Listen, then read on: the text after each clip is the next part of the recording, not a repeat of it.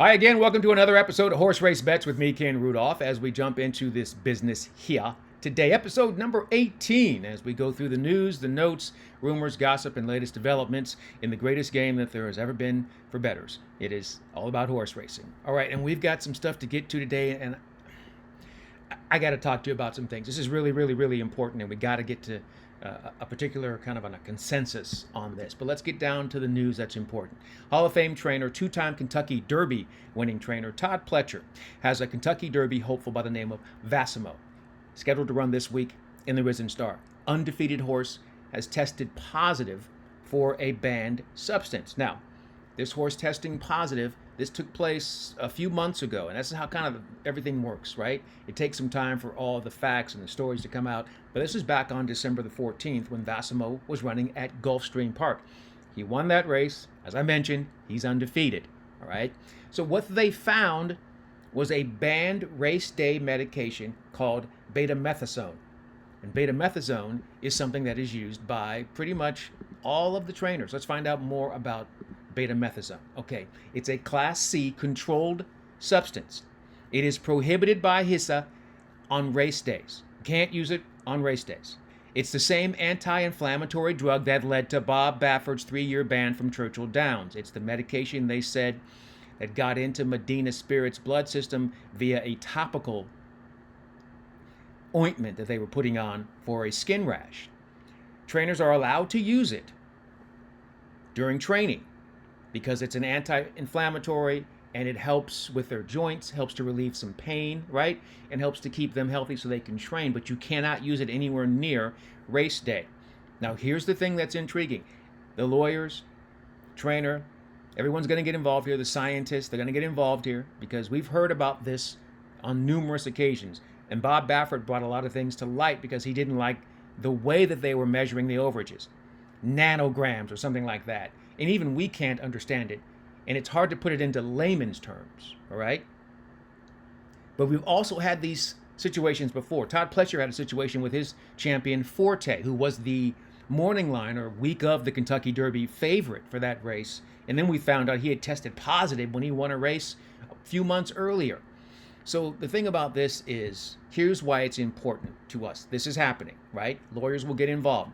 Vassimo still runs on Saturday in the Risen Star, and this doesn't do anything to change that. Now, once they adjudicate this and they come to some decision and they decide, hey, you did this and we're going to have to disqualify your horse from those victories, that comes later on. And here's the thing about that. That has absolutely nothing to do with you and me. Nothing. Bettors, you don't care about this. And the only ones who do care about this are sore losers. Because here's what I'm going to tell you right now. You knew this. You know that there's always been a situation, and it's not about a trainer cheating. Not even talking about that. This is not Jason Service. This is not Jorge Navarro. This is a trainer, like all these trainers, who use this medication to help train the horse and keep the horse healthy. And then you get these nanograms of overages. I don't even care. Do you know why I don't care? Not one time has any bet been invalidated because this horse was disqualified. Never. Once the race goes official, that money is yours. Talk to me about the people who supported Mandaloun in the Kentucky Derby running second to Medina Spirit. Did you get that money back yet? No, you're not getting that money back. So stop crying about it. You'll never get that money. You can do all kinds of class action, stupid ass lawsuits that you want to. You will never get that money. So if you want to play this, this is a big boy game. A big boy game. Because you can't sit there and say, oh my God, well, I knew that 50-1 horse was going to win. I never said that. I've never said that I knew Giacomo was going to win. I just said I loved the horse. I loved his chances. After that, it's out of my hands and the racing gods take over. So here's my message to you. Ignore all of this. Ignore it. You know what horses are running well, and you know what horses are not running well. The only time where this sort of got away from us was Jason Service and Jorge Navarro. But I guarantee you, every single one of you serious horse players out there knew those guys were doing something illegal. You knew they were juicing. And about 45% of the bettors were like, F this, I'm just going to ride that train till they get caught. Because that's not our problem. We know there are going to be people giving the horses therapeutic drugs, and then we know people are going to cheat. We know it. So if you want to make your money, you got to ignore that and just try to be a step ahead of everything else. So ignore it, get your money now, because they're not going to give anything back to anybody, and you're not going to give it back either. All right? Understand what we are dealing with. Ignore it, keep it moving. So let's keep it moving. The Risen Star is still coming up on Saturday. Vassimo is still running in the race. He's probably going to win. He's a good horse. He's got Irad Ortiz Jr. in the irons for Hall of Fame trainer Todd Pletcher. He's going to push the pace. Irad might even decide, let me get out of here and put everybody into chase mode. We'll see if that works out. American Promise, number 1 horse to the inside, should have something to say about that. And if the horse that's probably going to be your second choice, Built, if he's in this race, I guarantee you, this horse closed from the clouds last time out. I guarantee you Luis Saez will not do that. He will not give this horse a bunch of ground to make up in the stretch. He will keep this horse mid-pack if he can, keep him even closer, and then make his move from there. But what does that do? Along with other horses that I believe might push, there could be a real pace scenario in this race, and that's why Vamos, Carlito. Get it moving, Carlito. That's my deep closer, my top pick, and I think it's going to set up for the horse. And here's the thing. If this horse wins this race, Vamos, Carlito, right? Pays a huge price. I get all my money.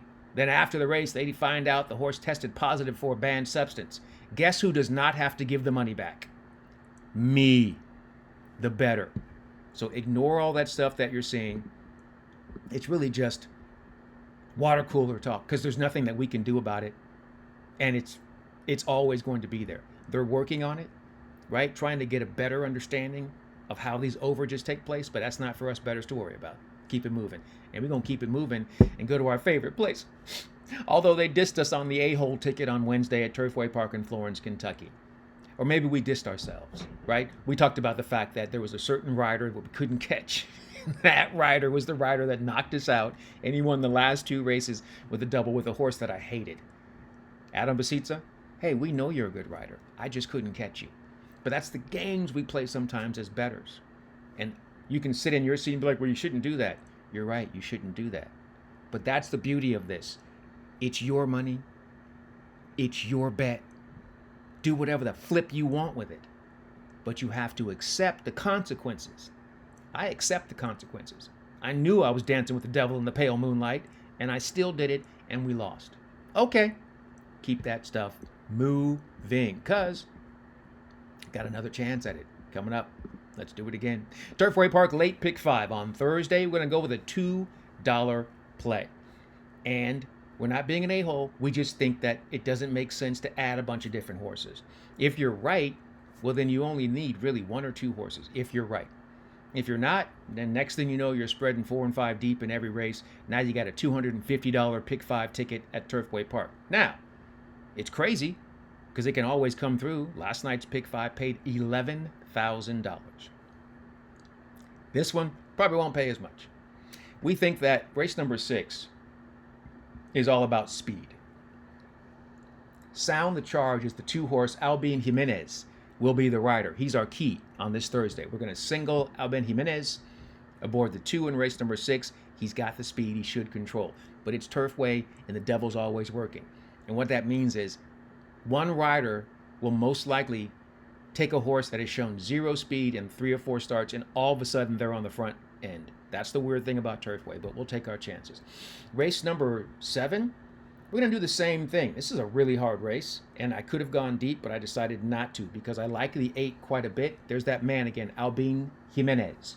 He's going to be aboard Razzle Red. This is a horse that comes from off the pace. But here's the thing. There are a couple of horses that close in this race. They're going to go 1 mile. But the way that this horse closed last time out was the strongest. Everyone else, they closed and they barely got there. This one closed and just absolutely cleared the field. And I checked the quality of the field. It was a nice field. Decent competition. I'm taking a chance there. There's no doubt about that.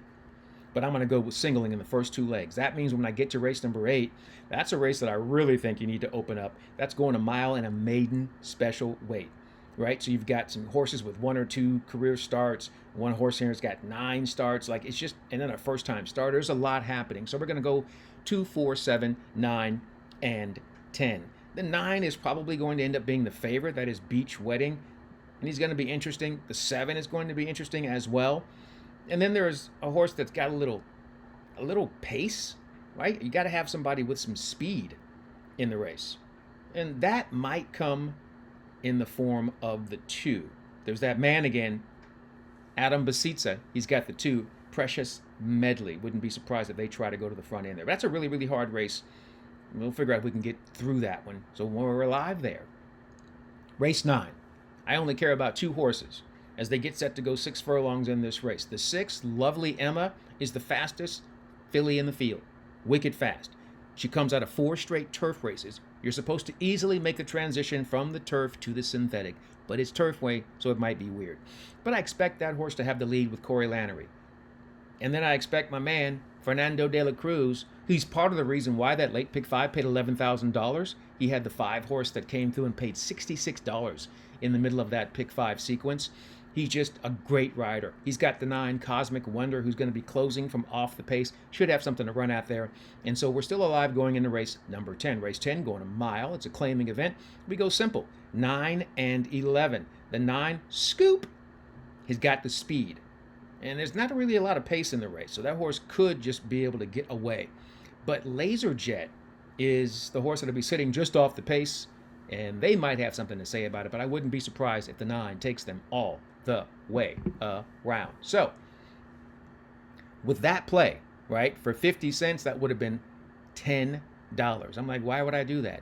Well, bump it up to get maximum ROI, right? You're trying to maximize your opinion. If you think you have a strong opinion, don't dilly-dally, right? Go all in. And if you're right, it only takes one, right? It only takes one time. And next thing you know, you're golden. As we say, one time. Let's see if it works out. All right, that's going to do it for this edition of Horse Race Bets with me, Ken Rudulph. In the meantime and in between time and until next time, we will see you again. Good luck and enjoy whatever you are into. Get the money now. Don't worry about all that stuff that chit-chatting about. Get your money now.